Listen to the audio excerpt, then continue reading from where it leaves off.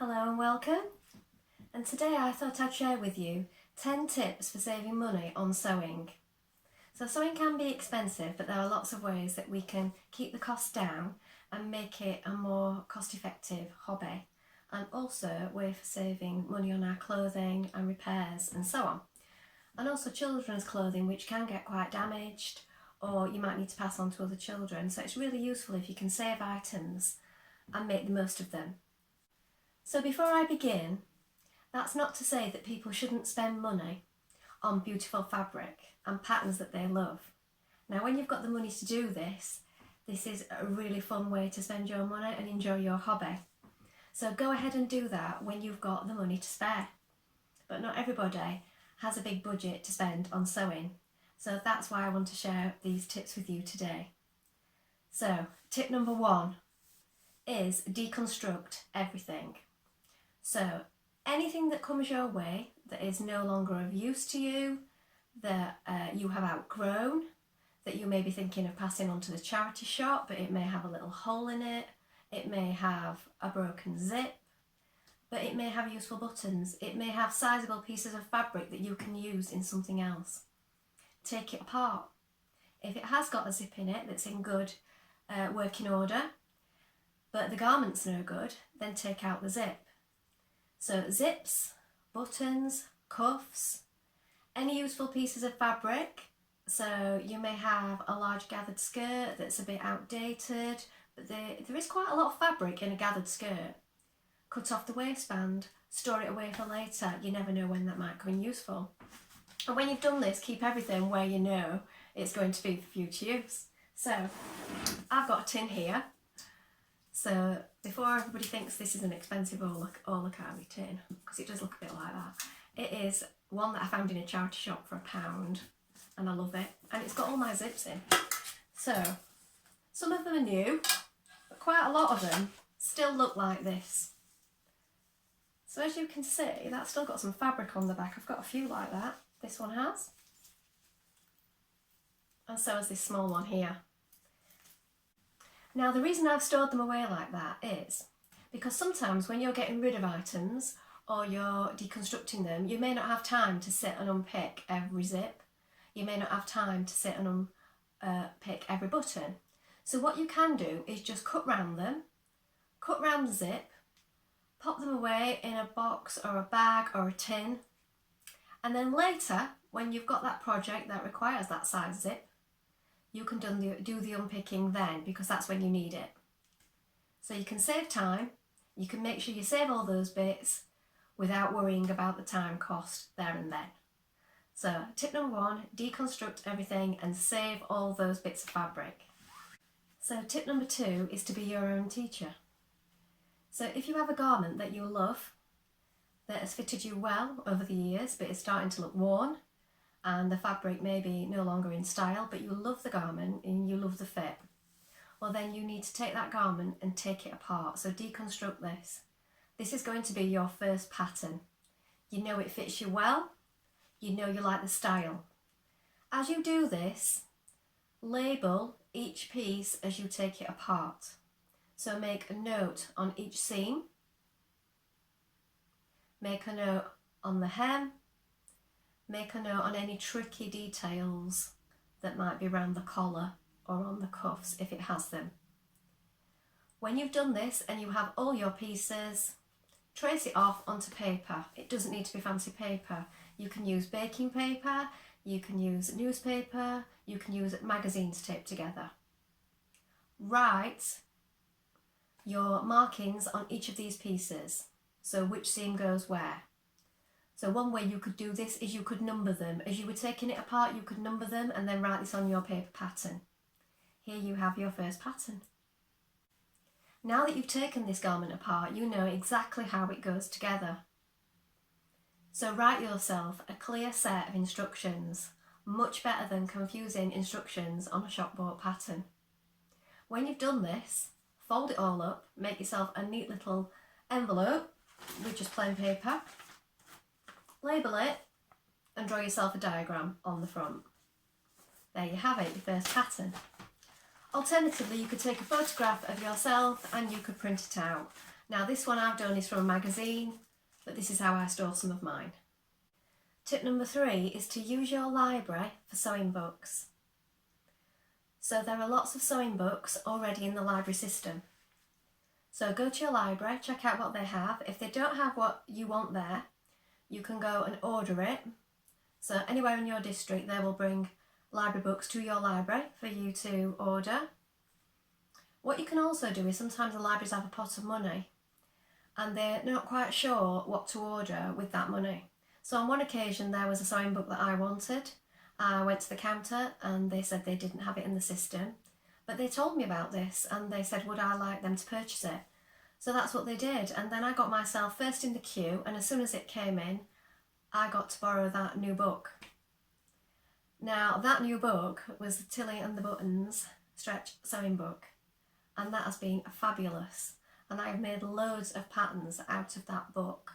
I traced them off, I folded it all up and I put it back, and then I took it back to the library so somebody else gets to use that now. However, that particular book, if you want to put something on your Christmas list, is a brilliant one to keep also. So that might be something further down the line for a Christmas or a birthday present. So maybe drop hints to your family and friends. So go ahead and use your library and get those sewing books ordered. So tip number 4 is to use your online library for sewing magazines. So if that's something that you've been thinking about buying but you don't have the money for, the online library system has lots of sewing and craft magazines in the system. So you need to check out what it is in your area. But in my area, it is currently the Libby app. So you go on, you log on to your library system, you download the Libby app, and then you can get craft magazines to view online there. So I know at the moment the Simply Sewing magazine collection is all on there. So you can use the library online for that. And tip number 5 is to buy and use minimum gadgets. So there's all kinds of things out there that you can buy, and if you want to, like I said before, go ahead and buy whatever takes your fancy. But if you're short on cash, then you don't need to buy everything that's on the market to make your sewing better. So you will need a basic machine. It doesn't have to be computerised. You can buy this second hand. Shop around first. You will of course need a tape measure for measuring, an unpicker, always useful when you make mistakes, a good pair of sharp scissors. Now just sharp scissors at first, but as soon as you can afford them, get yourself a pair of fabric scissors and don't let anybody use them on paper. And then of course you'll need pins and a pin cushion, and this pin cushion I just made, again a free online pattern that I found for this little pumpkin, and scrap fabrics, so you don't even need to buy a pin cushion. And if you're not up to making anything quite so complicated just yet, just make yourself a little cushion and pad it with some old tights or something, and there you've got a pin cushion. So, and one last thing that I would like to say on gadgets and so on is you can buy guides also for your 1.5 seam allowance or whatever it is on a particular pattern, but most patterns it's 1.5. On some patterns you'll find it's not allowed, you have to add that on yourself. But what you can do is you can get old greeting cards, you can mark that amount and make yourself a little guide out of card, keep at the side of your machine. So yes, mark where that 1.5 seam allowance is on your machine bed so that you can see all the time. That's another easy way of doing it. Everything after that is just icing on the cake really. So if you want to buy those things later on, go ahead. But at the beginning, just stick to the basics and you'll be fine. So tip number 6 is shop discount rails, shop eBay, car boot sales, remnant rails, everything. Look at it with an eye to what it can be and not what it is. So a long skirt could be made into a sun top. Trousers can be made into shorts. There's lots of things that you can do with these garments that you can upcycle, recycle into something else. Go for larger sizes also when you're looking at what you can buy at a car boot sale or on eBay or on that pound rail at the charity shop. So today I'm wearing this top that I made last year, and this was a maxi dress in quite a large size for me, It wasn't my size. And it was just a basic straight across top with some spaghetti straps straight down to the floor. And this frill here was not a frill, it was just a really wide border around the bottom of the dress. So I bought this dress because I like the fabric and I thought it was really pretty, and it was on the pound rail at the charity shop, and I stored that away in a drawer. And then in the magazine I have, Burda, I saw a pattern that I quite liked, and it was a pattern for this top. So I cut out the pattern and I deconstructed the dress. So the top has come from the centre part. I cut out the pattern pieces. The frill I made from cutting the wide border into strips, and then I also used some of the other fabric to make the tie at the back. So I'll turn around so you can see that now.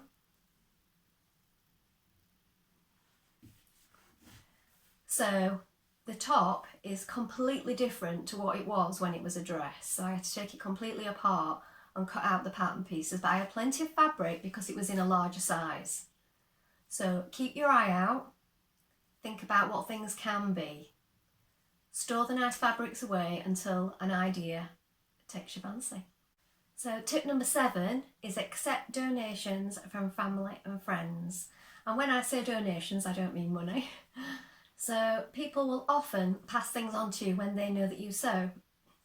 So that could be an old duvet set. It could be some old clothes, some denim jeans that no longer fit.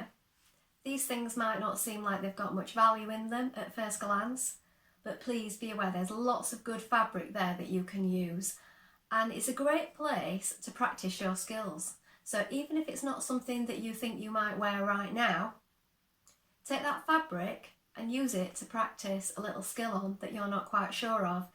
It'll save you practicing on your good fabric further down the line if you decide to treat yourself.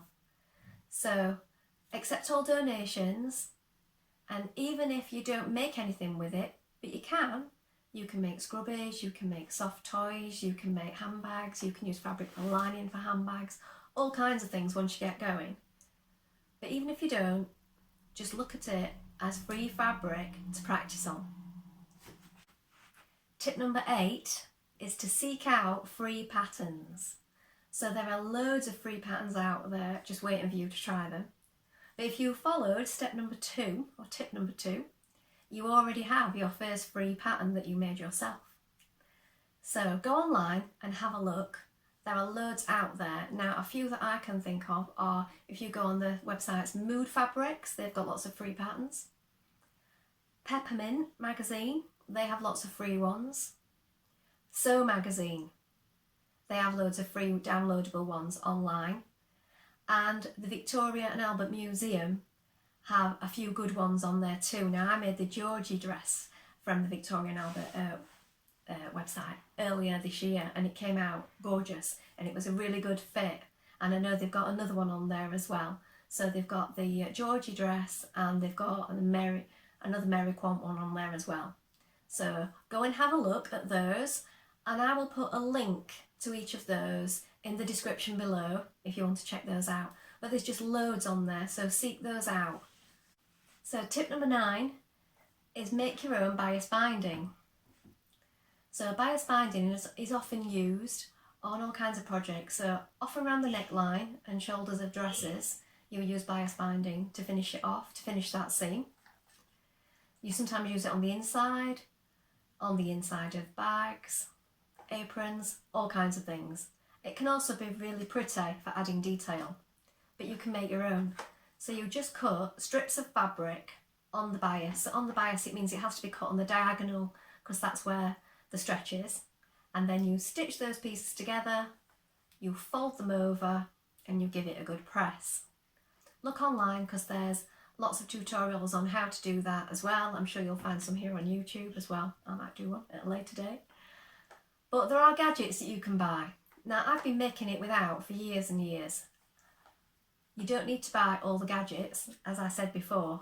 I went and I bought this a while ago, and I have to confess, I've not used it at all because I've been making it for that long without, that I've just not got around to using that. But I have heard that they are fabulous for making sure it's all nice and even. So the only difference with making it yourself is you need to be really accurate when you're pressing and when you're cutting. But either way, make your own, roll it up, put a pin through, store it all and make it out of those scraps of fabric, and then you'll have a ready supply for when you need that bias binding. And finally, tip number 10. Wait. Wait, plan and shop around.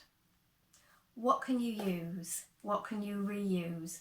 What can you do differently? Think about all these things before you rush in to starting a project. Do you need to have that contrasting zip if it's going to make the project a little bit out of your range financially? Could you just make the pattern a little bit bigger so that it just pulls over your head without a need for a corresponding zip? Could you do that? Could you make a little opening at the back with a loop and a buttonhole, again, so that you don't need to buy that zip that is just the right shade? Don't have the right buttons? Would a contrast work? Have you got some knocking about the place that you've taken off another garment? Could you use those? Have a think about it.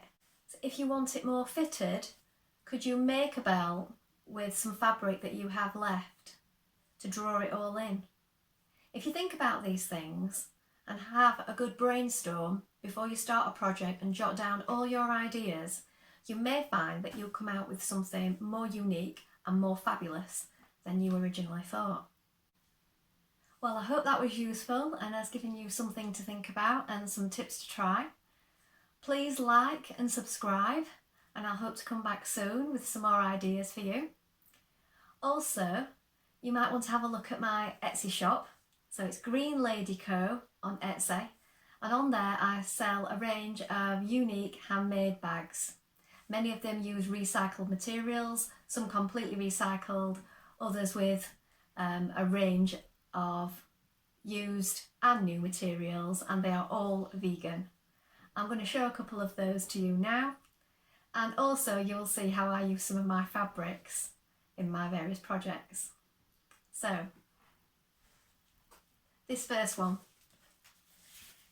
is a plique design on the front, and as you can see, the little fox is sporting the same fabric that I am today.